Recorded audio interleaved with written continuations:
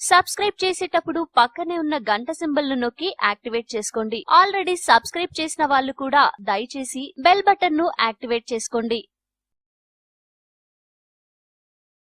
అందంగా కనిపించాలని అందరికీ ఉంటుంది. ముఖ్యంగా అమ్మాయిలు అందంగా ఉండాలని గంటల తరబడి బ్యూటీ పార్లర్లలో గడిపేస్తారు. పార్లర్ అవసరం లేకుండా బేకింగ్ సోడాతో ఎన్నో పనులు చేసుకోవచ్చు.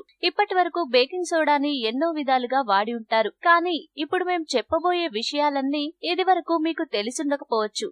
ఒక బౌల్లో కాస్త బేకింగ్ సోడా తీసుకుని అందులో సరిపడా నీళ్లు పోస్తూ పేస్ట్ లా చేసుకోవాలి. రెగ్యులర్ ఫేస్ మాస్క్ వేసుకున్నట్టు ఈ పేస్ట్ ని అప్లై చేసుకోవాలి. ఓ గంట తర్వాత గోరువెచ్చని నీళ్లతో నెమ్మదిగా కడిగేయాలి. డ్రై టవల్ తో ఎక్కువ ఫోర్స్ పెట్టకుండా ట్యాప్ చేస్తూ ముఖాన్ని తుడుచుకోవాలి. చలికాలంలో చేతులు కూడా ఎక్కువగా డ్రై అవుతాయి కాబట్టి చేతులకు కూడా ఈ ప్యాక్ అప్లై చేసుకోవచ్చు. శిరోజాల సౌందర్యం కోసం రకరకాల కెమికల్స్ కలిపిన ప్రొడక్ట్స్ వాడుతుంటారు. దీంతో జుట్టుకి ఉన్న సహజ షైన్ కూడా పోతుంది. ఇలా కాకుండా నేచురల్ పద్ధతిలో పోయిన షైన్ ని తిరిగి తెచ్చుకోవచ్చు. తల స్నానం చేసేటప్పుడు మీ షాంపూలో చిటికెడు బేకింగ్ సోడా కలిపి తలకి పట్టించండి. నెమ్మదిగా మర్దన చేసి యథావిధిగా కడిగేయండి.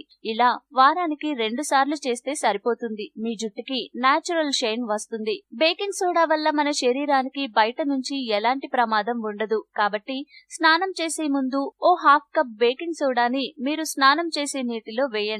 కాసేపు ఆగిన తర్వాత ఆ నీటితో స్నానం చేయండి. ఇలా చేయడం వల్ల సైడ్ ఎఫెక్ట్స్ ఏమీ ఉండవు. మీ స్కిన్ కూడా మృదువుగా మారుతుంది. కొందరికి చలికాలం వచ్చిందంటే చాలు కాళ్ల పగుళ్లు ఎక్కువ అవుతాయి. ఇంకొందరికి ఏ కాలంలోనైనా పగుళ్ల బాధ వెంటాడుతుంది. ఇలాంటి వారు సులభమైన పద్ధతిలో బేకింగ్ సోడాతో కాళ్ల పగుళ్లని తొలగించుకోవచ్చు. అరికాళ్లు మునిగేంత వేడి నీటిలో 3 టేబుల్ స్పూన్ల బేకింగ్ సోడా వేయాలి. 2-3 డ్రాప్స్ ఎసెన్షియల్ ఆయిల్ ని వేయాలి. నీరు కాస్త వెచ్చగా అయిన తర్వాత కాళ్ళని అరగంట నుంచి గంట వరకు నానబెట్టాలి. ఆ తర్వాత స్క్రబ్బింగ్ స్టోన్ తో స్క్రబ్ చేయాలి. కాళ్ల పగుళ్లు మరియు డ్రై స్కిన్ తేలికగా వచ్చేస్తాయి. చివరిగా ఫుట్ క్రీమ్ రాసుకుంటే సరిపోతుంది. ఈ వీడియో మీకు నచ్చితే లైక్ చేయండి, అందరికీ షేర్ చేయండి, కానీ సబ్స్క్రైబ్ చేయడం మాత్రం మర్చిపోకండి.